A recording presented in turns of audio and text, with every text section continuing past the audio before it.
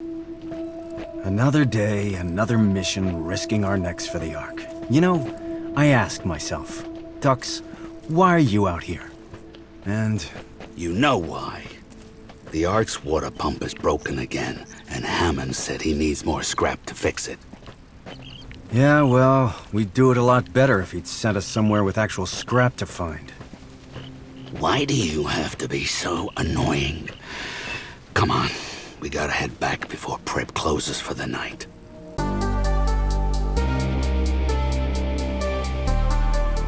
Hello Reformers, and welcome to a demo of Mutant Year Zero. If you'd like to check out the game, there is a link in the description, but otherwise let's get going. It's a combination of XCOM and exploration elements as well as real-time stealth.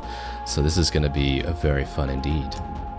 Now we're going to be playing on normal difficulty, I guess. Yeah, we'll play on normal difficulty, but we'll play with Iron Mutant on. Let's do it. Alright, so welcome to Mutant Year Zero, and we get to control these two mutants right now. And one of them is Borman, who is a boar, as you can see right here. He has anger issues. And the other one is Dux, and he has a bit of an attitude problem. I could show you annoying. What's wrong with you? We're in the zone. Keep your eyes open and... Mouth shut. Yeah, you only told me that 9,000 times already, Borman. Bear in mind that because this is kind of cool with its real-time controls, we are going to run into some opponents, and I'm going to need to set up ambushes, and the ambushes are extremely satisfying to pull off. We got ourselves some scrap metal, Borman. This is worth a lot of grog back at the ARK. The air stinks like mutants. Not just any mutants. I got this. Cover me. Tight muscles. Good meat. Over here. I smell them too. Where there's stalkers, there's ARK. Where there's ARK, there's killing time for Skizix and Treble. They're close. Close, close, close. Over there. Come, brother. I'm on their trail.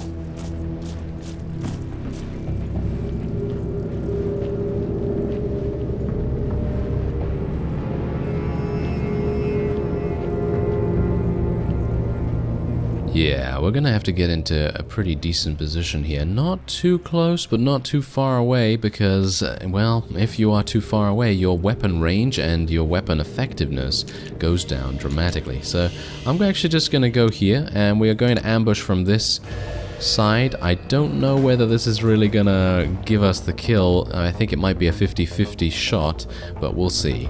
We are in some low cover, which is going to give us 25% protection, but we'll see how it goes. Alright, let's try it. It's a 50% chance. Alright, well, let's just hope. Ooh, nice. Okay, so we were actually able to take him out. Now, bear in mind that because Dux's weapon is silent, if I was actually going to use Borman here, he probably wouldn't have been able to even, one-shot the guy, because his weapon only does 3 damage, and these enemies have 4 health. Anyway, point is, because it's a silent weapon, I can very easily just eliminate this guy and then continue into the real-time section of the game once again. And we're going to try and sneak up on this guy a little bit here. I think I can probably take this out stealthily as well, but we'll see how that goes. And I'm actually going to take Borman and do something a little bit different with him too. So we are going to go over here, and I'm just going to hide behind this little rock here. Even though it is low cover, the Marauder might not even know that I'm here, and it might provide a bit of a distraction to Dux if we need it. Anyway, let's do the ambush. Alright, so it's just telling us about low cover right here. So low cover is a 25% defense bonus, and full cover is 75%. So full cover is excellent. It's really, really good.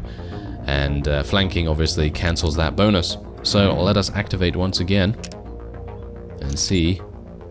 I have a 50% chance because of the range. That's unfortunate. Oh well, let's try it. Yeah, that was a miss. That was a miss. Unfortunate, but not much I could do about it. I'm going to activate Borman here as well, and we're going to... we could either throw a grenade, which might make sense. We could throw a grenade and it will light the area on fire, that might do things well.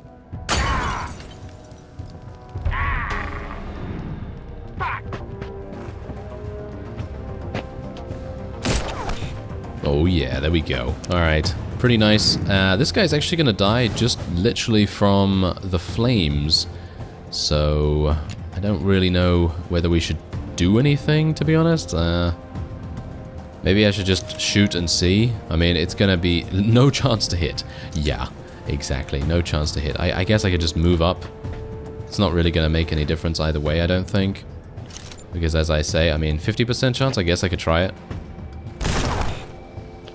Yeah, that's not gonna work. But, oh well, never mind. Okay, I guess I can move like this, and then we can just shoot from the side. Hopefully Dux will not set himself on fire. But we do have to reload as well. Yeah, that guy's just gonna die from the fire. Yeah, exactly. Okay, so after combat, we can, of course, regroup. South before. They're getting closer to the Ark every day. Something's up, Borman.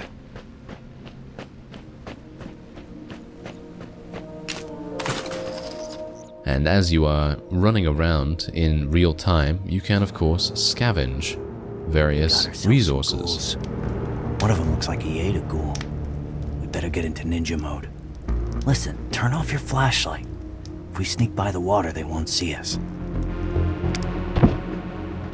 Alright, so I have obviously been using the sneak mode for that previous ambush right there, but this is obviously just giving you an idea that you need to use sneak mode to get by these guys. These fellows are insanely difficult. They are level 55, and we are of course level 1 at the moment, and so this is almost basically impossible for us to deal with. Which is unfortunate, because it looks like they actually have a very rare chest over there. There are chests in the game that contain various items, like new weapons, new weapon modifications, as well as grenades and all manner of other things. The Ark's up ahead. Home, sweet home. Oh, I'm gonna kiss that elevator when I see it. Get upstairs, take a bath, get a grog with the boys, get another grog with the boys. Foot massage. Oh, it's gonna be great. Now do bear in mind that when you do level up with one of your characters, you can then choose and indeed select a variety of different mutations, and eventually you will get to a point where you will be able to get and select a major mutation. Looks like a family lived here. Lived here and died here. Nothing like a bunch of skeletons to put your mind at ease. And once you have done that, it will dramatically change gameplay in some way. And I'm going to take a look at the skill tree a little bit later on once we have leveled up. But for the moment, I'm just going to be running around and doing a little bit of scavenging here. And obviously the game world is... I feel like it has a very unique art style to it. It has a kind of semi-realistic art style. I don't know whether you noticed that as well, or whether it's just me, but I think it's looking pretty cool. There's a cabin up ahead. Definitely feel a ghoul vibe coming off of it. So we run in, guns blazing? Too dangerous. If we're sneaky, we can get into a good position. A good position keeps us alive. Turn off your flashlight.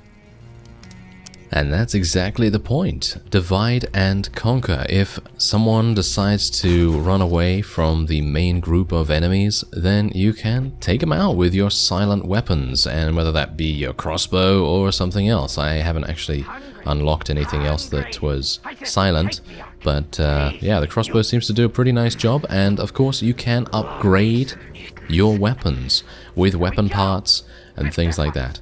So hopefully we will be able to do that once we reach ARK, as well as of course level ourselves up a little bit, gain some minor mutations, and then I can also show you the skill tree and everything. So anyway, let's start by getting into a good position to try and ambush the first opponent, whoever that may be. It seems like this butcher is kind of coming, coming a bit close right now.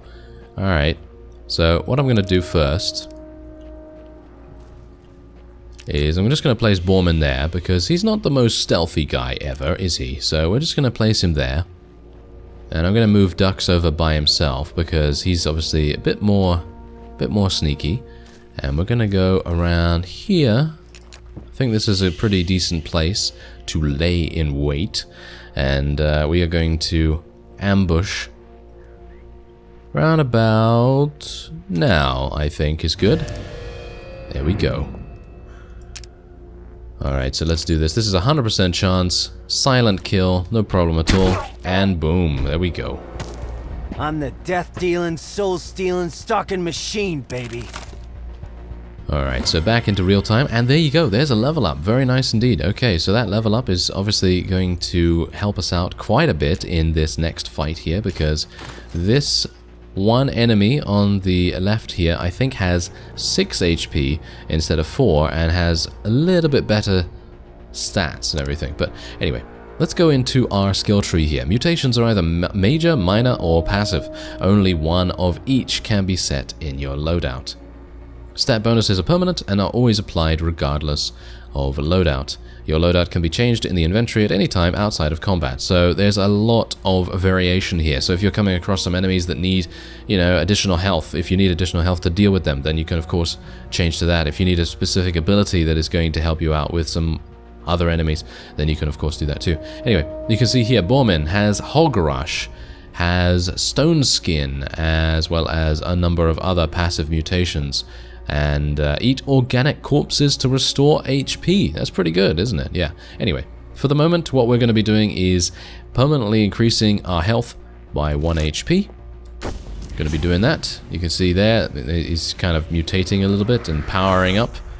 And then we have Dux, of course, who has Skull Splitter. Skull Splitter is a kind of like an ability that allows you to use an aimed shot, basically. So you can see here, enhanced critical chance allows you to pop the head of an enemy as easily as popping the boils and Bormin's back. This wild behavior will cost you some accuracy, so obviously you need to be kind of a bit close, or you just need to take a chance. I'm actually going to be buying this because I think it might be useful in the upcoming fight. So otherwise, with Dux, you can get moth wings, so you can fly and you can actually get onto higher ground if you so desire. You can have Eagle Eye, which gives you an additional weapon range percentage, 50% chance to critical when shooting from high ground. Now that is obviously amazing with moth wings, really good. And then you of course have Chameleon, become invisible for 1 turn. Silent Assassin doubles critical chance when shooting whilst hidden. So you have a wide variety of different things to select here. Bear in mind this is just the demo, so obviously I only have 2 mutants available right now, but there are many more to unlock as the game progresses. Alright, so I'm going to get into a decent enough position here. I think I'm probably going to go behind. And yeah, this is kind of a bit bad because it's not full cover, so I'm not entirely sure how I'm going to do this. But we're going to see how it goes. So let me... I really wish I had that Molotov now, because that Molotov really would have made a huge difference. If I could just get these guys both on fire immediately, it would have made a huge difference. Oh well, never mind. Okay, I guess what I'm going to do is I'm not going to stay next to the house. I think staying next to the house is probably a bad idea. So instead, we're going to go next to this tree here, and we are going to start the ambush. I think this is pretty good, but bear in mind that they have the opportunity to flank us maybe quite easily. I don't know. We'll see how it goes. So let's see. By activating our ambush here, I'm going to try Skull Splitter. It is a 25% chance to hit. Do we want to try it? Or do we just want to try a regular 50% chance? That is a 20% chance to critical, as it is, so I guess we're just going to try the normal attack. That did not hit, unfortunately. Right, okay, well, I guess we'll activate Bormin as well, and we'll see if we can fire at the other Marauder here. Apparently that missed as well. Oh dear, that is not good.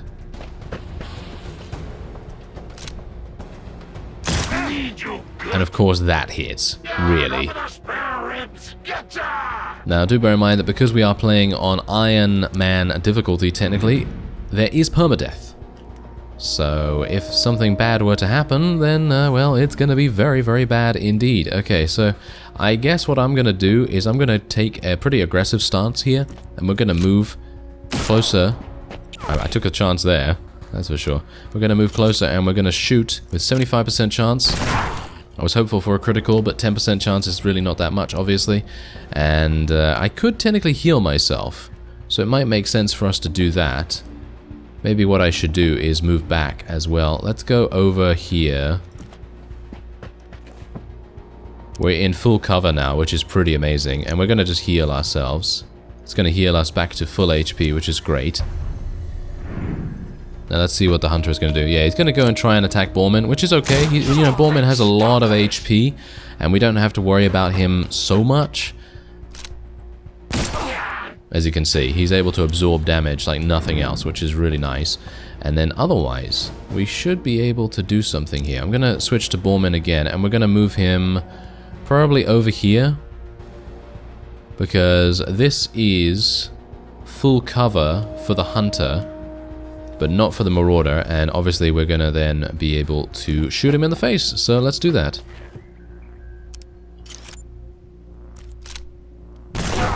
There we go. Alright, so that marauder is done. Borman is obviously pretty low in HP, but I think we should be okay.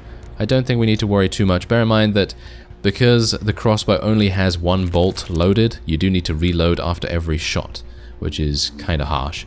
But otherwise, I'm going to move over here and get ready for the next turn. I'm a bit worried about Borman right now, but thankfully this guy seems to be shooting me again. So, well, shooting ducks, shall we say.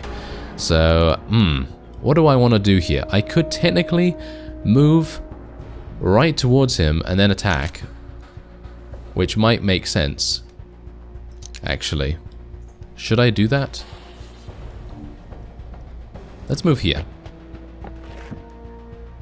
Can I still use this? Yeah, it seems like I can still use this. 75% chance. Let's do it. Some mutations lock once used and require a set number of enemy kills to unlock. Ooh, nice. Okay, so unfortunately that was not a kill. I was very much hoping that that was going to be a kill, but unfortunately it doesn't seem like that was going to be. Oh well, okay. I guess we'll still have the opportunity to do okay here, maybe. Ooh, if that had been a critical, I think we probably would have had some problems there, but I think thankfully we are okay now, and I don't think we really need to worry about this too much at all. I'm gonna try and get a shot with Borman here, just to try and lock this guy down a little bit. Maybe, I was hopeful, 25% chance, you know, not too bad. Anyway, this is gonna need a reload.